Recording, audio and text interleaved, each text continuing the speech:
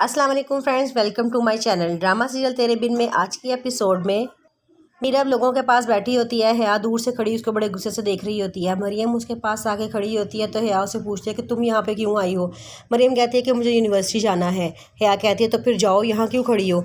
मरियम कहती है कि दोनों मुलाजिम छुट्टी पर हैं और अब मुझे लेके जाने वाला कोई नहीं है, लेकिन मेरा यूनिवर्सिटी जाना भी बहुत ज़रूरी है।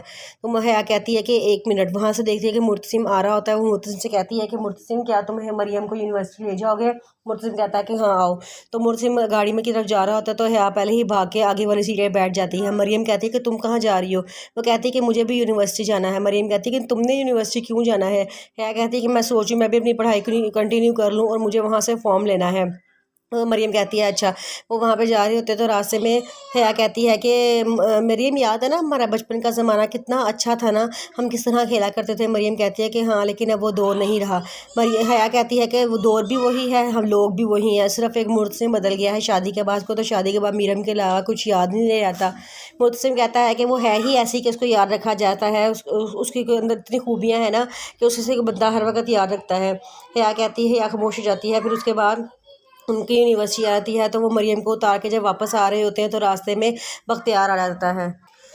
मुर्तसिम गाड़ी रोकता है तो बख्तियार उसके सामने आके खड़ा होता है। मुर्तसिम कहता है कि तुम यहाँ पे क्या कर रहे हो। तो बख्तियार कहता है कि मैं वापस आ गया हूँ और मैं तुम्हें मज़ा चखाऊंगा। मुझे लगता है कि तुम भूल गए हो, तुमने मेरे ख़ानदान की लड़की मांगी थी और मैं ये बात कभी नहीं भूलूंगा। मुर्तसिम कहता है कि मैं तुम्हें माफ़ भी कर चुका हूँ और हमें दुश्मनी ख़त्म भी कर चुके हैं। बख्तियार कहता है लेकिन मैं नहीं भूला और मैं तुम्हें माफ़ नहीं करूँगा।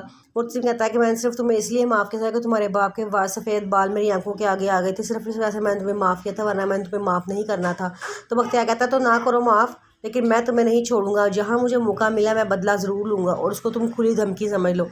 ये कह के वहाँ चला जाता है। मुर्तसिम गाड़ी में आकर दोबारा बैठ जाता है।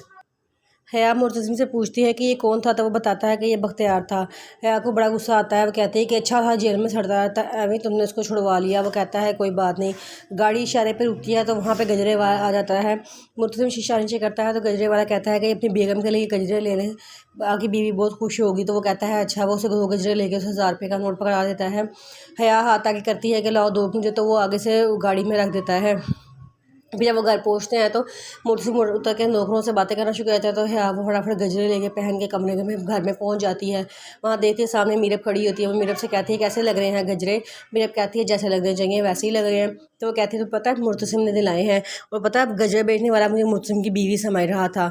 कहती है तो मैं मीरब कहती है तो मैं क्या करूँ। वहाँ से मुर्तसिम अंदर आता है, कहता है कि ये गजरे तुमने पहन लिए हैं।